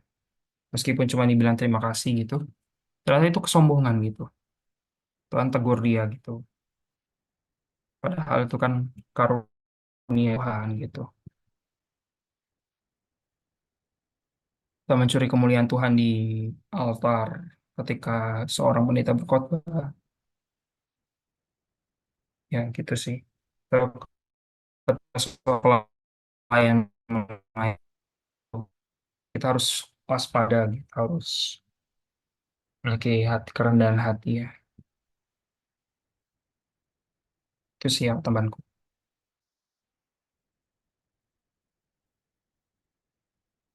Oke. Mungkin dari Mungkin teman-teman lain ada yang Cerena kenapa sendiri kayak punya pengalaman, mungkin bisa sharing gitu. Mungkin kan pertanyaannya kan berangkat dari sesuatu gitu ya. Mungkin cara juga bisa bagi.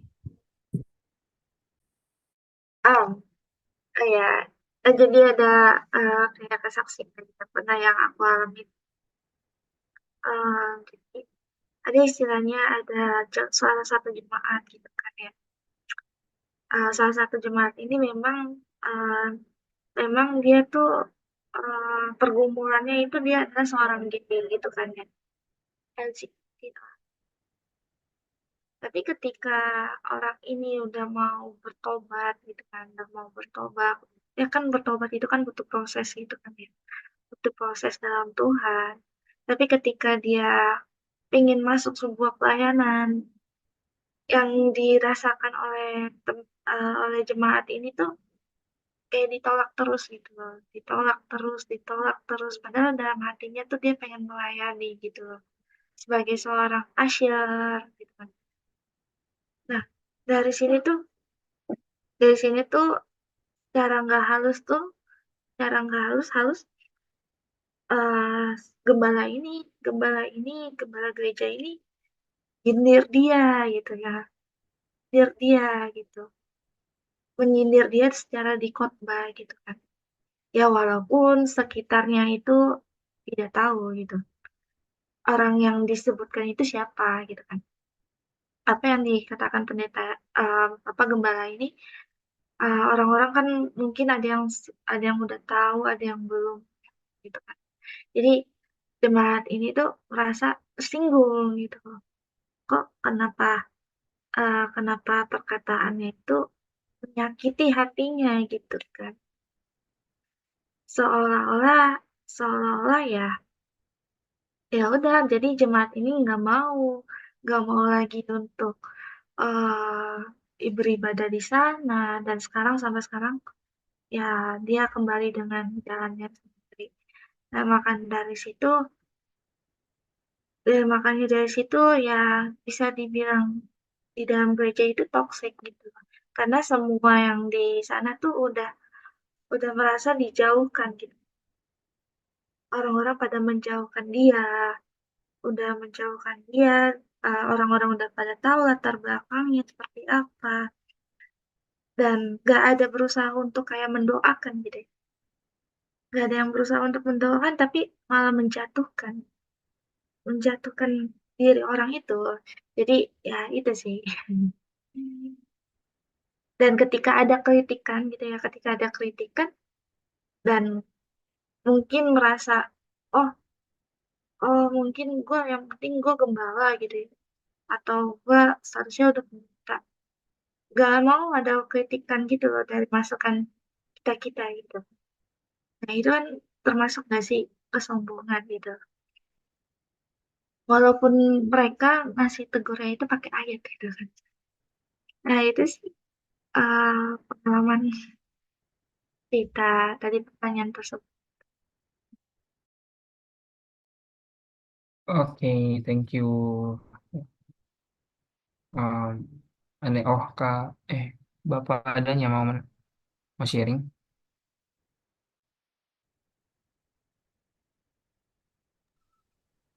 Ya Pak Dinan boleh Pak Dinan. Mau sharing? Ya, Pak Dinan baru Pak Yemima. Oke, baik, terima Ya, kasih. Mohon maaf ya, jangan dulu panggil Pak karena saya belum bapak-bapak. Cuman saya ingin sharing Oh sedikit. iya maaf Pak, maaf Kak. ya maaf Kak. Saya juga ingin sharing sedikit tentang pelayanan. Eh, Cuman ini masalahnya saya harus minta izin nih. Jangan-jangan saya dikira sombong rohani lagi. Oke, jadi sebenarnya saya punya satu tugas di mana saya juga pelayanan sebagai seorang pendeta. Ada kalanya orang pikir bahwa kalau kita melayani seorang pendeta itu, wah, berkatnya luar biasa. Jadi ini yang bikin sampai orang tertarik untuk menjadi seorang pelayan Tuhan, alias pendeta. Tapi sebenarnya saya sendiri punya banyak pengalaman dalam pelayanan. Apalagi sebagai seorang pendeta itu harusnya punya contoh atau bisa memberikan satu contoh atau teladan bagi jemaat. Jadi nggak cuma sekedar pelayanan doang atau nerima berkat doang gitu loh. Nah, saya selama pelayanan ada banyak hal yang saya pelajari di dalam pelayanan itu. Rupanya seorang pendeta itu nggak cuma sekedar ngajarin doang, tapi juga harus menjaga kata-katanya dengan baik. Karena ada kalanya jemaat itu salah paham dengan apa yang kita ucapkan. Sama kayak contoh kesaksian dari maaf saudari siapa tadi? Saudari Rena ya. Itu salah satu. Itu juga pernah saya alami di dalam pelayanan saya. Tapi maksudnya bukan saya ya, tapi ada satu orang pendeta yang pernah bekerja sama dengan saya. Kemudian dari pengalamannya itu saya juga bisa menyaksikan bagaimana tentang tugas dari seorang pendeta ini. Sebenarnya di dalam Alkitab ada tips agar supaya kita nggak nyinggung ketika ada seorang yang berbuat salah. Kita bisa baca dalam Matius pasal 18. Jadi langkah pertama yang diberikan oleh Yesus kalau misalnya ada orang yang berbuat kesalahan di dalam jemaat, kita nggak boleh ngejudge, tapi tegur dia secara pribadi dan jangan dipermalukan. Saya pribadi kalau mau khotbah pernah saya singgung orang, tapi itu pun menjadi pelajaran buat saya supaya lu berikut kalau lu mau khotbah lagi jangan lagi bikin kayak gitu. Tapi puji Tuhan orang ini bisa berdamai dengan saya karena punya kerendahan hati juga, dia bisa ngerti. Karena biar bagaimanapun juga sebagai seorang pendeta itu pasti punya rasa kesal dan bisa saja rasa sakit hati dengan orang tersebut. Tapi ya itulah yang namanya sifat sebagai seorang manusia ya gitu. Jadi kita seharusnya sebelum kita menghakimi orang atau menegur orang, kita harus bisa ngejudge diri kita sendiri. Ya mungkin seperti itu. Oke, thank you Kak Dilan. Oke, thank you Kak Dilan. Ya, jadi kalau mau menghakimi, hakimilah dengan adil mungkin ya. Kalau kita mau menegur, kalau misalnya itu bukan penyesatan ke jemaat, jangan di depan jemaat-jemaat, tapi harus menegur one on one ya. Kalau ada firman Tuhannya. Kalau saudara membuat salah, tegur dia empat mata. Tapi kalau dia nggak mau mendengarkan, ajak satu orang lagi apa gimana gitu ya. Aku lupa ayat firman Tuhan. Tapi Seperti itulah ya kira-kira. Ya, pastinya dalam teguran itu kita juga menyadari keberdosaan kita ya. Ketika kita menegur seorang, jangan-jangan kita juga gitu ya. Ya memang mungkin menegur ini butuh hikmat Tuhan juga ya. Ya, Saya boleh tambahin sedikit nggak? boleh, boleh. Boleh keadilan. Jadi begini, kalau kita dalam pelayanan itu jangan sekali-kali kita merasa diri yang paling benar. Artinya sebagai seorang pelayan Tuhan juga kita harus bisa menerima kritik orang. Dan memang itulah fakta di dalam jemaat. Karena biar bagaimanapun juga di dalam jemaat ada orang yang lebih berpengalaman daripada kita. Jadi harus bisa menerima kritik orang lain. Yesus aja sering menerima kritik. Dia menerima teguran juga. Tapi Yesus nggak semerta-merta terima ajaran orang. Ya, itu yang jadi teladan Yesus. Bahkan Paulus dan rasul-rasul yang lain juga sering menerima kritik. Tapi mereka nggak semerta-merta untuk menerima ajaran yang sesat. Gitu loh. Jadi jangan kita salah paham. Thank you. Yes, yuk Kadit.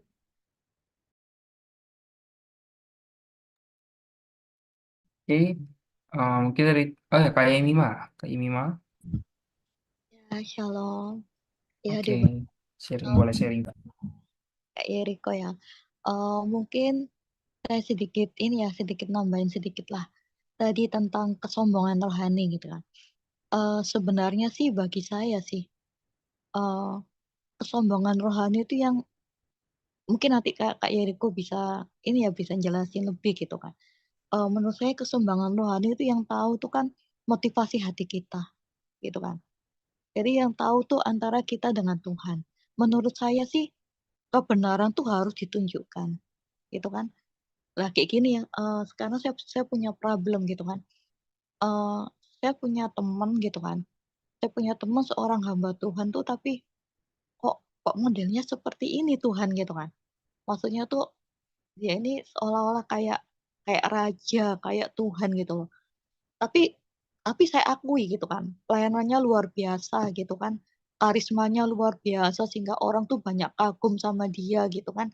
Kalau belum benar-benar tahu karakternya gitu kan. Lah, ketika saya ketika saya menghadapi orang seperti ini gitu kan, tentu saja saya nggak tentu saja saya nggak bisa ngomong, maksudnya saya nggak bisa negur secara langsung dengan dia, enggak gitu kan. Tetapi saya lebih ke arah Tuhan kasih hikmah kayak gini kan. Tunjukkan saja dengan kebenaranmu gitu kan. Tunjukkan dengan sikap sikap apa ya dengan sikap perilakumu sehingga dia bisa melihat sendiri gitu kan. Karena orang seperti itu ndak bisa. Kadang ada beberapa orang ya yang memang nggak bisa ditegur dengan omongan gitu kan.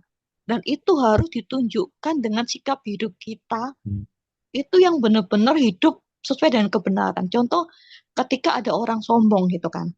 Orang sombong kan tentu saja nggak bisa nerima kritik, nggak bisa nerima teguran gitu kan. Lah orang seperti itu bisa dimenangkan dengan sikap hidup kita yang rendah hati gitu loh. Jadi istilahnya menurut saya kebenaran itu harus ditunjukkan gitu loh. Bukan bukan karena kesombongan enggak ya. Tapi kita harus jadi teladan. Misalnya kan kayak gitu kan. Lah supaya supaya motivasinya supaya dia tuh kenal kasih Tuhan gitu loh. Gitu. Supaya kita tunjukkan kalau kita tuh beda. Bukan supaya sombong, enggak sama sekali kan. Makanya kan saya bilang kalau kesombongan tuh kan motivasi hati kita yang tahu gitu kan dengan Tuhan gitu kan. Lah, kalau hati kita sudah menganggap lebih dari orang lain gitu kan, itu sudah sombong gitu kan.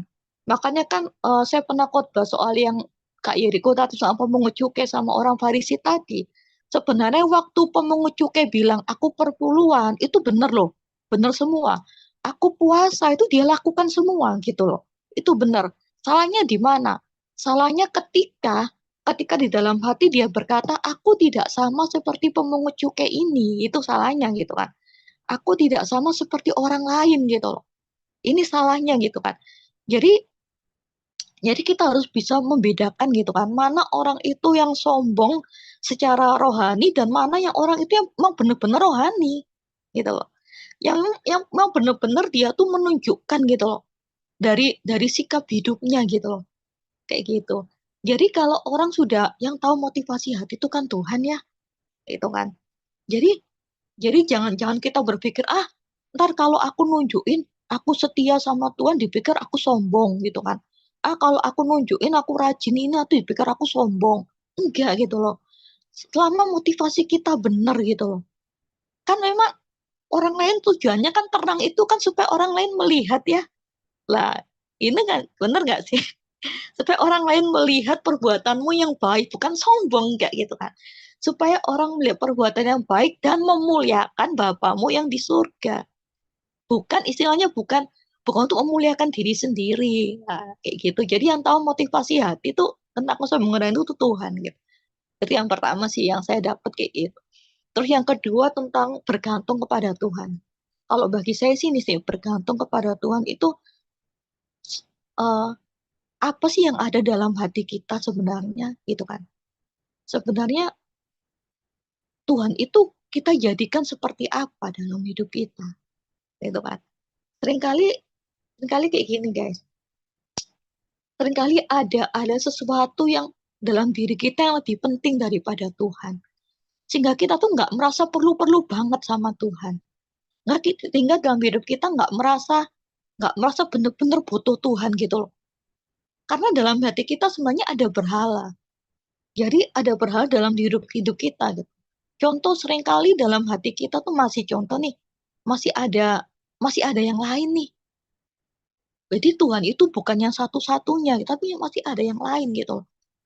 Contoh seringkali dalam hal sepele lah, dalam hal sepele dalam hidup kita contoh kita seringkali lebih mencintai ini daripada Tuhan. Gitu kan? Kita lebih mencintai pacar kita daripada Tuhan. Kalau dalam hati kita masih seperti itu, kita jangan bilang kita bergantung sama Tuhan. Gitu loh. Karena karena dalam diri kita masih aku kan masih masih ini nih, masih masih ada pacarku gitu kan. Contoh lain misalnya ada lagi loh. Ada lagi seringkali benda gitu kan. Seringkali benda pun bisa menjadi menjadi kita tuh nggak benar-benar mengasihi Tuhan gitu kan. Contoh HP. Itu kan contoh HP. Contoh gampang kan lah HP. Misalnya ketika sekarang kan apalagi kan kalau ibadah kan apa ya trennya kan lagi bawa HP gitu kan. Nah, contoh sebenarnya apa sih gitu kan? Sebenarnya apa sih yang kita cari gitu loh?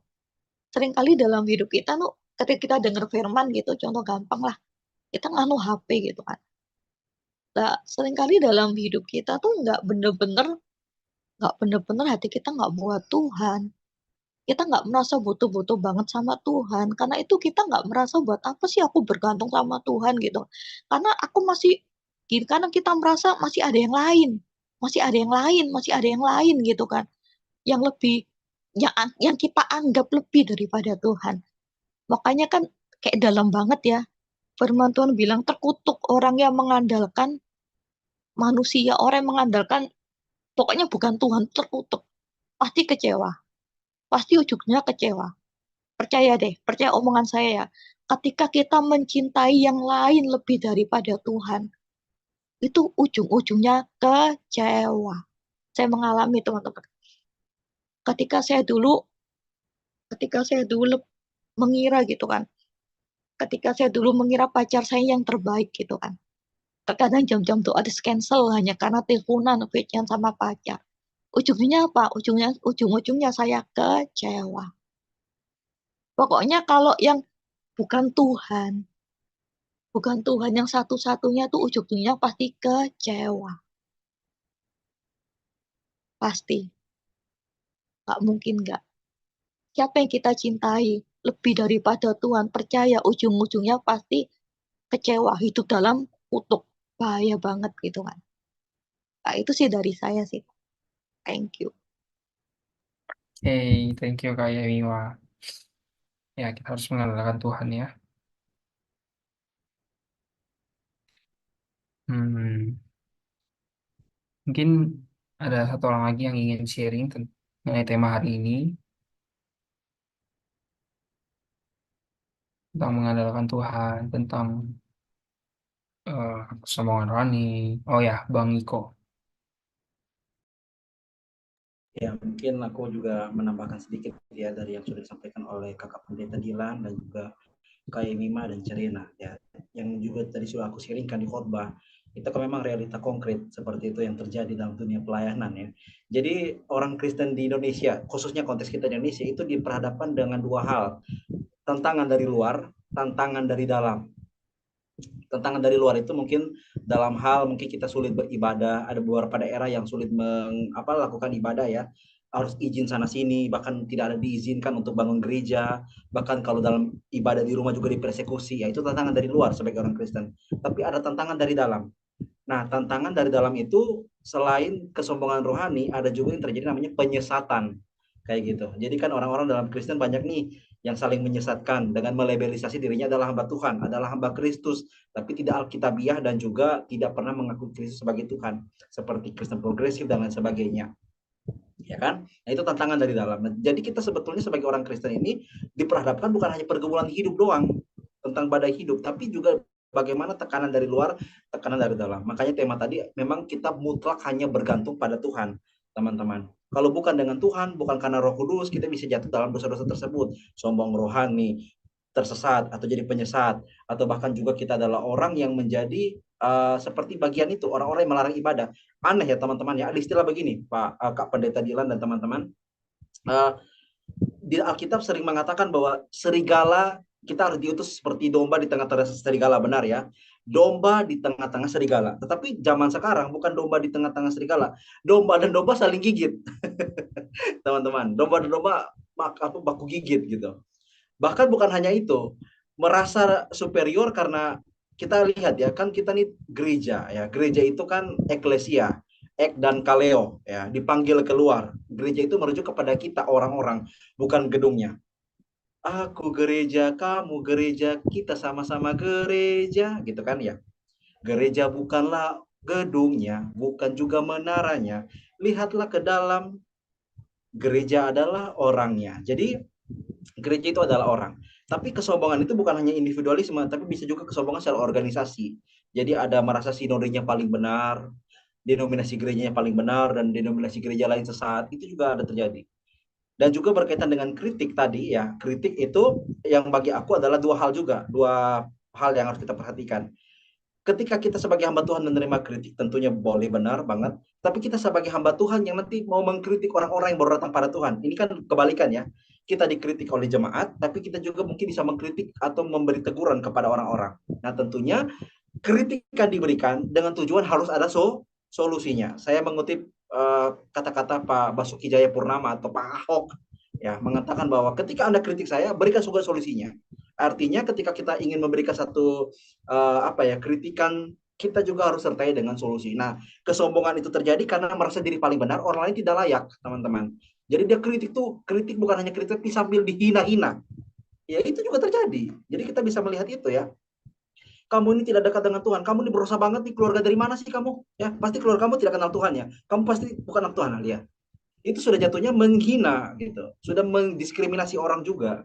Nah, jadi kita harus lihat kritik itu dalam sudut pandang bahwa harus dengan adanya solusi, teman-teman. Jadi bagi aku pribadi seperti yang sudah disampaikan oleh Kakak Pendeta Dilan, Kak Yemima Cerena, memang kita ini adalah sebagai gereja yang harusnya menerima mereka. Kita ini adalah anak-anak Tuhan yang menerima mereka yang dalam artian juga belum kenal Tuhan. Kalau teman-teman baca dalam Efesus pasal 2, Paulus pernah bilang, kami juga di antara mereka, kami juga dulu mati kayak mereka. Tapi karena kasih karunia Tuhan, ya, karena anugerah Tuhan, sekarang boleh ada dalam kebenaran dan juga hidup yang kekal. Ya, atau juga dalam kisah di jemaat Korintus terjadi perselisihan. Kita tahu cerita ini ya, 1 Korintus pasal 3, pasal 2 dan seterusnya itu terjadi perselisihan. Bahwa di jemaat Korintus itu ada yang merasa bahwa mereka adalah golongan Kristus, golongan Paulus, golongan Apolos, golongan Kefas. Mereka adalah golongan-golongan yang paling hebat. Bahkan ada yang merasa bahwa golongan Apolos lah yang paling hebat, golongan Paulus yang paling hebat. Tetapi Paulus dalam 1 Korintus pasal 3 tidak mau orang Korintus mengkultuskan dirinya. Kalau ada orang berselisih karena beda gap, beda organisasi, atau dalam hal ini beda pemimpin, dia adalah manusia duniawi dan bukan rohani. Itu Paulus sampaikan. Dan bahkan Paulus sendiri mengatakan, Apolos menyiram, aku menanam, tetapi yang memberikan pertumbuhan hanya Tuhan, teman-teman. Jadi kalau misalkan ada pendeta khotbah dan orang lain bertobat, itu bukan karena pendetanya, bukan. Tapi karena Tuhan yang memakai khotbah itu sehingga orang boleh bertobat. Nah, berapa banyak ketika kita sudah jadi hamba Tuhan dan berkhotbah, lalu ketika ada yang sembuh dan menangis, kita merasa itu dari kita, kan tidak. Itu kan Tuhan yang melakukan pekerjaannya sendiri, kayak gitu. Ini melalui kita, kayak gitu. Jadi teman-teman yang berkati dan dikasih oleh Tuhan supaya tidak sombong, saya kasih tips ya, karena saya juga pernah berada di posisi ini ya. Mungkin Jarena, Kopi juga kenal aku juga pernah di posisi seperti itu. Bagaimana supaya tidak sombong? Ingat dulu nih kita siapa, kita ini juga dulu manusia yang brengsek, kurang ajar dan biadab juga, kayak gitu. Tapi karena oleh kasih karunia Tuhan kita sekarang boleh dilayakan. Jadi kita tidak perlu sombong karena sebetulnya kita juga dulu sama kayak orang-orang di luar sana gitu. Kita tidak lebih baik, kita tidak lebih benar, teman-teman. Tapi kalau kita boleh melayani Tuhan, itu karena anugerah, itu karena kasih karunia. Bukan karena kita lebih superior, tidak. Ya. Untuk supaya tidak sombong, perhatikanlah bahwa kita juga dari orang-orang yang berdosa. Seperti satu Pastor Graham, Pendeta Yeri Pati Nasarani, Yesus itu adalah pemulung ya. Ya, Yesus adalah pemulung dan saya adalah sampah. Benar. Pemulung di sana karena dia memulung sampah seperti kita, lalu didaur ulang menjadi lebih baik. Jadi sampah-sampah yang tahu diri harusnya tahu bahwa kita juga dulu adalah kotor dan bau. Tapi karena kemurahan Tuhan kita boleh didaur ulang menjadi bahan yang berharga, hal yang indah, kayak gitu. Itu tips sih ya teman-teman supaya kita tidak sombong seperti itu. Aku juga bergumul dengan hal ini. Dan aku melihat bahwa ternyata benar Tuhan, bahwa aku tidak lebih baik daripada orang lain. Kalau aku saat ini bisa berdiri melayani Tuhan, itu hanya karena kasih karunia Tuhan saja. Seperti itu teman-teman, tetap semangat. Kalau misalkan tadi seperti kayak Mima, mau tunjukkan jadi teladan, tunjukkan aja kayak Mima. Ini kan nanti ada orang presiden beda. Sepertinya kayak Cirena atau kakak pendeta Dilan contohnya. Atau Kak Stella contohnya. Kita mau jadi beda di tengah-tengah dunia. Nanti kan dunia juga bisa bilang kita sombong, iya kan? Berbeda teman-teman. Hal yang berbeda.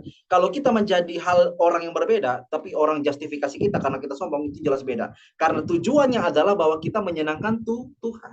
Tuhan yang disenangkan di sana. Jadi bagaimana sombong dan tidak sombongnya itu hanya Tuhan yang tahu. Tetapi nanti orang lain bisa rasakan itu seperti itu ya. Hal-hal yang harus kita perhatikan berkaitan dengan kesombongan rohani tadi. Mungkin fokus ke sana ya. Kayak gitu. Iya. Oke, thank you, Kak Iko. Mantap. Ya, kesombongan itu bukan hanya dalam pelayanan aja, tapi dalam kehidupan kita sehari-hari. Kalau misalnya kita seorang hamba Tuhan, seorang pelayan Tuhan, terus kita di dunia nyata kita sombong, terus nanti teman-teman kita atau orang-orang sekerja kita, atau orang-orang yang kita kok orang Kristen kayak gini ya, nah itu kan memalukan nama Tuhan ya. Sebenarnya pelayanan itu kan juga di luar ya. Tadi kan udah dibilang ya mungkin ya, sama Iko. Di dalam dan di luar mungkin ya. Ya, eh, ya seperti itu sih. Kalau misalnya kita di pekerjaan gitu, kita merasa bisa, merasa hebat, merasa lebih ini, ya, ya gimana di pekerjaan nanti kalau kita punya sifat karakter seperti itu, nggak mau diajar. Itu sih, ya. Kalau aku umpamakan dengan, kalau aku umpamakan dengan bela diri ya, bela diri itu kalau dulu mungkin kungfu itu kaku ya, udah begini begini plek gitu. Tapi semakin zaman semakin berubah, bela diri itu harus menyesuaikan, fleksibel lah, fleksibel. Jangan mau terpaku dengan eh, misalnya ini aliran gua nih yang paling hebat gitu, atau ajaran gua gitu. Itu terlalu kaku. Tapi kita harus punya fleksibilitas ya, kerendahan hati. Juga bukan berarti fleksibilitas itu ngikutin alur dunia ini, gitu. Tapi maksudnya kita punya fleksibel dalam segala keadaan di dalam Tuhan. Eh, kita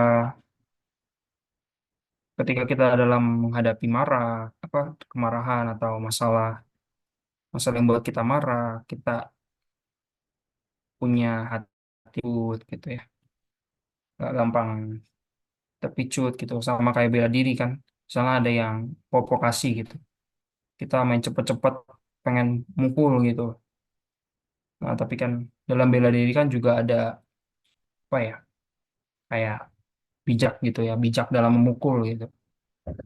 Kalau diandaikan sebagai petinju atau apa ya, seperti itu sih. Ya, karena aku suka bela diri aja sih, jadi makanya aku ambil ilustrasi seperti itu. Oke sih. Ya.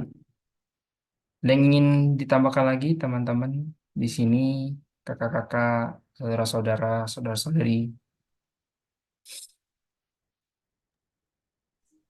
Saya ingat kata-kata ini loh. Menjadi seorang pendeta itu bukan cuma sekedar pelayan Tuhan di jemaat, tapi juga adalah seorang tokoh agama di masyarakat. Jadi sebenarnya seorang pelayan Tuhan di dalam satu jemaat itu pelayanannya itu cakupannya agak luas. Jadi bukan hanya sekedar menjadi contoh saja di jemaat, tetapi juga dinilai oleh mata masyarakat. Dan kalau pendeta itu nggak bisa melakukan sesuatu yang benar, ya ini bisa mempermalukan gereja sendiri gitu. Jadi dan ya kita semua mungkin bisa bayangin gimana tantangannya seorang pendeta di dalam satu jemaat yang harus menampung berbagai macam masalah, bukan cuma dari jemaat doang tapi juga dari luar.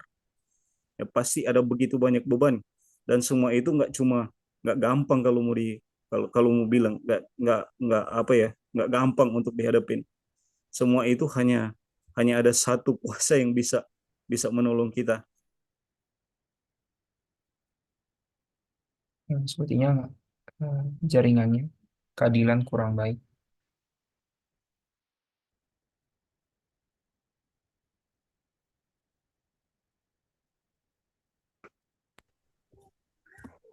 Salah satu Oke. yang motivasi utama. Saya juga secara pribadi belajar dari situ. Di mana kita sebagai seorang pelayan Tuhan itu jangan cuma berpikir bahwa kalau melayani Tuhan itu enak-enak aja yang bakalan diterima. Tapi lu harus belajar. Saya secara pribadi sering tegur diri saya sendiri. Lu harus belajar untuk gimana caranya dalam pelayanan, lu harus ngerendahin diri di hadapan Tuhan. Nah, itu yang jadi pelajaran utama dalam pengalaman hidup saya secara pribadi. Jadi bukan cuma bicara soal teori doang, teologi doang, atau pelajaran-pelajaran yang sudah pernah dipelajari selama kuliah, tapi juga harus belajar bagaimana caranya di pengalaman hidup sendiri, teologi atau teori yang kita terima itu bisa diterapkan dalam kehidupan sendiri, termasuk gimana caranya supaya kita bisa merendahkan diri di hadapan Tuhan. Karena ada mungkin barangkali semua sudah pernah dengar istilah dari pepatah ini yang bilang bahwa gandum itu semakin berisi semakin merunduk ke bawah. Nah, itu adalah salah satu pelajaran hidup juga yang bisa kita pelajari.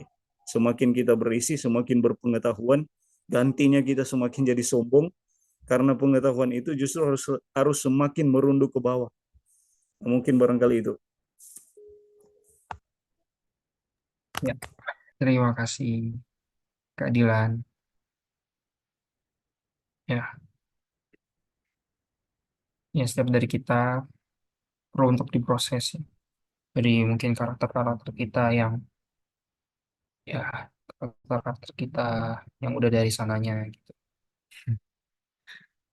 Perlu diproses, dan memang kesombongan itu ya eh, siapapun bisa untuk menjadi sombong ya. Ya, tapi kita belajar untuk eh, terus terus mau ditegur, mau diajar, tidak arogan, eh, tidak merasa paling benar, ya itu sih. Meskipun jadi gini ya, ada kesaksian dia seorang pendeta, atau ya seorang pendeta dengerin pendeta lain terus merasa, loh kok gini sih, kan kayak merasa ini kan salah ya, bla bla bla bla gitu ajarannya kan, kayak teologinya beda gitu. Tapi pendeta ini beda, dia tanya Tuhan, Tuhan ini bla bla bla bla, dia ngomong gini gimana, oh gitu, kayak apa ya, kalau aku lihat meskipun ajarannya nggak nggak sesuai dengan pikiran kita, logika kita, tapi kita harus belajar untuk tanya kepada Tuhan mungkin, atau belajar untuk diberi pengertian yang lebih luas gitu, mengenai khotbah pendeta lain mungkin atau ajaran lain gitu. Itu sih. Oke, mungkin kita sudahi untuk sesi sharing hari ini. Ada pengumuman kah?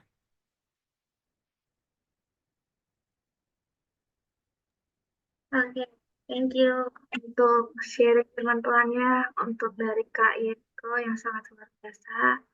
Boleh kasih jempolnya teman-teman semua untuk Kak Yeko. Sedikit pengumuman, minggu depan tidak ada ibadah. Kita kembali lagi ibadah di bulan Juni seperti biasa di jam 8 malam, dan linknya tetap sama ya teman-teman. Nanti jika ada perubahan atau apa, nanti kita ada dari admin yang menyampaikan informasi untuk ibadah tersebut.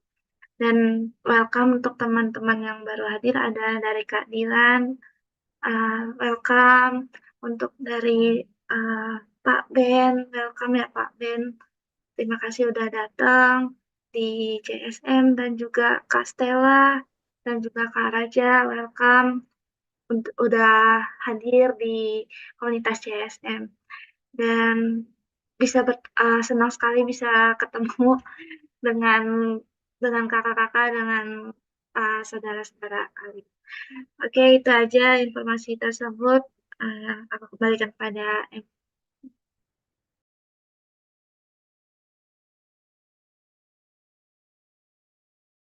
Oke. Kenapa ini? Ya. Kenapa Kak Yoro? Aja lu go Indonesia apa malah Oke, jangan marah-marah ya Kak Yoram.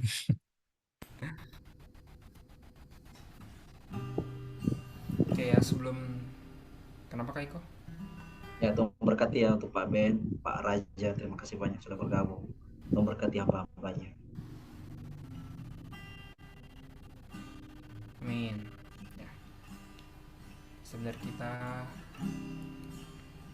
perlu untuk diproses, perlu untuk bergaul dengan Tuhan, perlu untuk taat pada Tuhan, perlu untuk berdoa, karena kita nggak tahu akan hidup kita ke depannya seperti apa.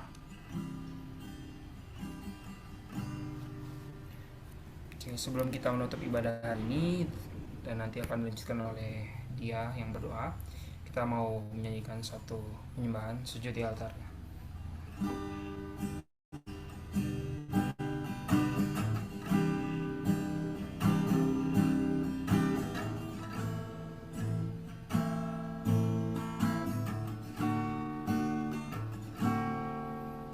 Bila hati terasa berat, tak seorang pun mengerti bebanku. Ku tanya Yesus, apa yang harus ku buat?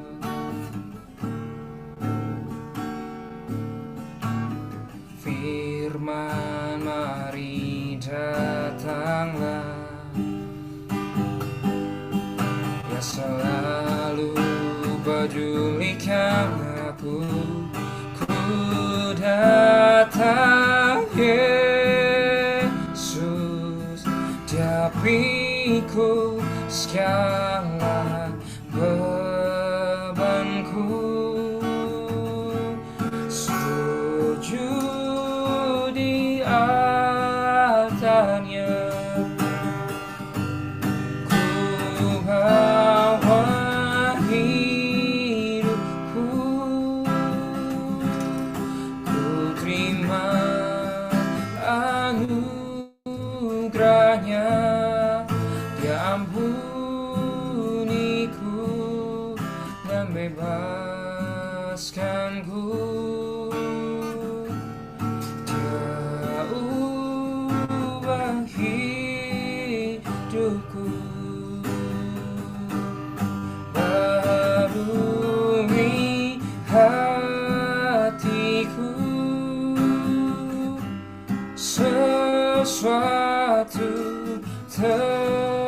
terjadi saat datang di atasnya.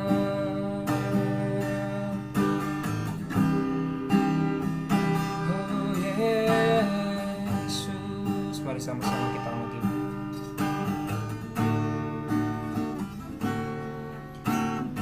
Hati terasa berat, tak seorang pun mengerti bebanku. Ku tanya Yesus, apa yang harus ku buat? Dia berfirman, mari datanglah. Dia selalu pedulikan aku. Ku datang Yesus, Dia pikul segala bebanku. Sujud di altarnya, bawa hidupku semua anugerahnya. Dia ampuniku dan bebaskanku.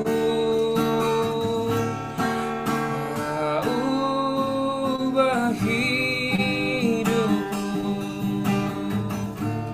baharui hatiku. Sesuatu terjadi saat datang di altarnya. Sujud di altarnya, ku bawa hidupku. Ku terima anugerahnya. Dia ampuniku dan bebaskanku. Dia ubah hidupku, baharui hatiku. Sesuatu terjadi saat datang di altarnya. Sesuatu terjadi saat datang di altarnya.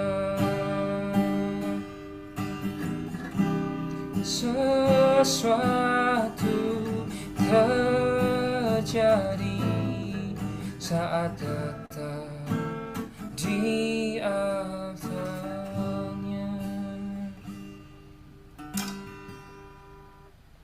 Silakan kepada hadiah.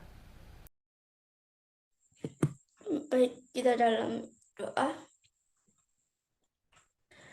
Bapak yang selalu mengasihi, terima kasih Tuhan buat pada malam hari ini kami sudah mengakhiri ibadah Tuhan pada malam hari ini. Tuhan, Kau berkati Tuhan buat hamba-Mu yang sudah menyampaikan firman-Mu dari Rema bagi kami Tuhan. Tuhan, kami berdoa buat bangsa dan negara kami. Kami berdoa ya Bapak agar seluruh kami bangsa dan negara ini selalu dalam kondisi aman dan damai dalam menjalani seluruh rancangan proses di diplomasi. Kali ini demikian doa singkat dari kami, ya Tuhan, kiranya Engkau senantiasa memberi pengampunan kepada atas segala kesalahan dan ketidaksetiaan kami padamu. Terima kasih Tuhan, dalam nama Tuhan Yesus Kristus kami berdoa. Haleluya, amin. Aku juga berdoa Tuhan buat yang sudah bawa firman. Ya Kristus yang mulia, di kesempatan kali ini kami akan berdoa, mendengar